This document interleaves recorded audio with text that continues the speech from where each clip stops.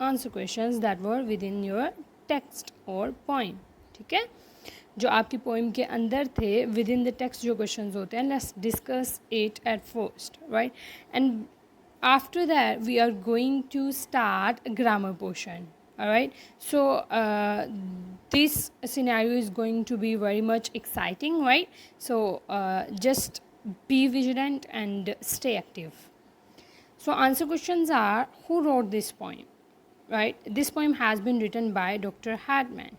Okay, तो ये है कि आप लोगों को ये सिंपली क्वेश्चंस भी आ सकता है, कोई एमसीक्यूज़ भी आ सकता है बेटा. सो इस तरह की छोटी छोटी माइनर चीज़ों के बारे में आपने अपनी पोइम में बहुत ज़्यादा विजिलेंट रहना है.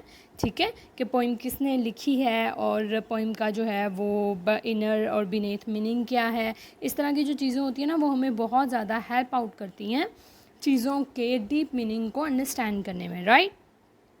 So the next question is with what the wind is compared. ठीक है, हवा को किसके साथ कंपेयर किया? The wind is compared with the monster of destruction, right. क्योंकि अगर हम फर्स्ट स्टैंजा को देखते हैं तो आपके very first stanza the poetess she has compared the wind with the monster of destruction.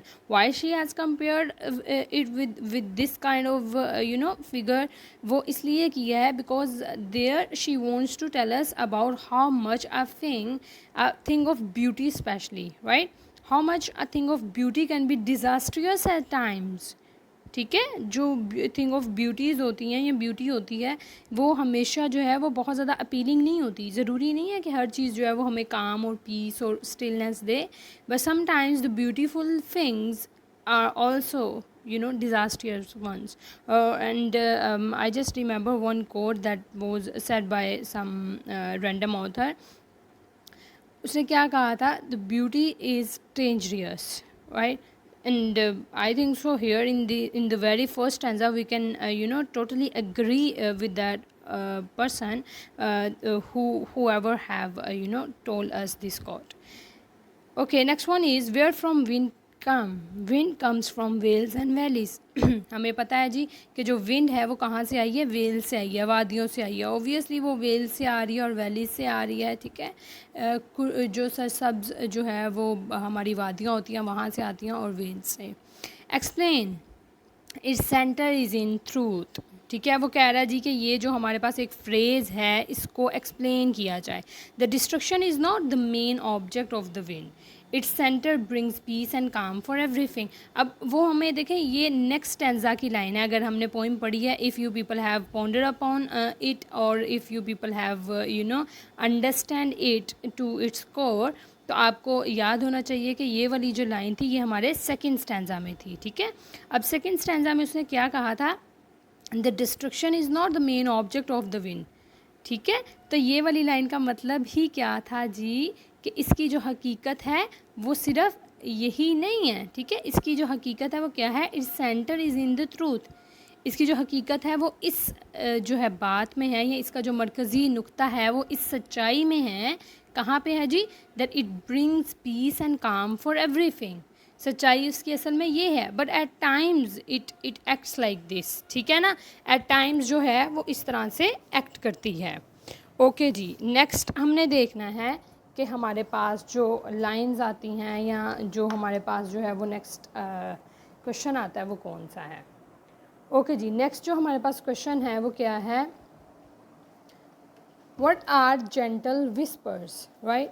Gentle whispers जो हैं वो क्या हैं? Gentle whispers are the sound of wind when it comes it rears. ठीक है, जेंटल विस्पर्स जो होती हैं वो साउंड होता है विंड का when it comes it rears. ठीक है, यानी कह लो कि वो छुप जाता है या वो जो सरगोशी हैं वो हम सुन नहीं पाते हैं, उस चीज़ को बोलते हैं. ठीक है, अच्छा जी, नेक्स्ट उसने कहा है हु इज़ इटर्नल स्टिलनेस.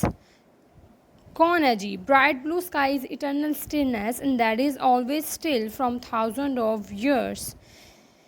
जो इटर्नल स्टिलनेस है एक्चुअली वो विंड भी है, वो ब्राइट ब्लू स्काई भी है. Obviously why bright blue sky? क्योंकि वो हमेशा से फैला हुआ है और हमेशा से हम सबके सुकून का बाइस भी है. So it's kind of deep thing. I just love this line और ये सच्चाई भी है. अगर आप लोग कभी अकेले में बैठे हो, when ever you just start having a kind of connection with the sky, you will just get get deep down in its chaos, and then there's nothing left. And there comes a time when you even can see galaxies. Might be possible it's like a hyperbole right now, but yes, I have felt these things so far. So with the passage of time, you people will start understanding these kind of terms too, if you are having that imagination and that imagery actually. So this is the right thing that we are going to discuss in our lecture कि imagery है क्या जी, why do we use imagery और इस तरह की जो चीज़ें हैं. ठीक है, ओके जी. अब हम क्या करेंगे कि अब हम आंसर क्वेश्चंस जो हैं वो एक्सरसाइज वाले डिस्कस करेंगे. ठीक है, तो जो हमारे पास एक्सरसाइज वाले क्वेश्चंस हैं वो क्या हैं, अब वो देखते हैं. ठीक है, अब सबसे फर्स्ट जो क्वेश्चन है जी हमारे पास वो क्या है, वो बता रहा है how is wind described in the first stanza. ठीक है, जो हमारा फर्स्ट स्टेंजा है उसमें विंड को किस तरह से डिस्क्राइब किया गया है. ठीक है, अब किस तरह से डिस्क्राइब किया गया है जी. The wind is described as a monster of destruction. It will destroy everything that comes in his way. ठीक है, विंड को जी एक मॉन्स्टर की तरह डिस्क्राइब किया गया है जो कि ऐसा मॉन्स्टर है जो हर चीज़ को तबाह कर देता है. With what wind is compared in the first stanza. Wind has been compared with a monster of destruction in the first stanza. What is wind doing to all man's work? Wind wrecks all man's work. ठीक है, ये भी हम पढ़ चुके हैं कि wind क्या करती है जी, all man's work को जो है वो wrecks कर देती है. wreck क्या है, तबाह कर देती है. How does the scene look like when wind is still? When wind is still, there seems everlasting motionless. Sky is very clear, bright and blue. There is a slight hissing sound in the atmosphere. Right? So it means that in simple words it is very much pleasant to look over the sky at that time. ठीक है, what comparison is made in the second stanza. अब उसने कहा है जी first stanza में तो ठीक है कंपेयर कर दिया उसने मॉन्स्टर के साथ. सेकंड स्टैंजा में क्या किया है, the comparison made in second stanza is between wind with stillness and sound like gentle whispers. ठीक है, यहाँ पे एक मेटाफर को यूज़ किया गया है कि उसने जो विंड है उसको कह दिया है कि विंड विद स्टिलनेस कह दिया.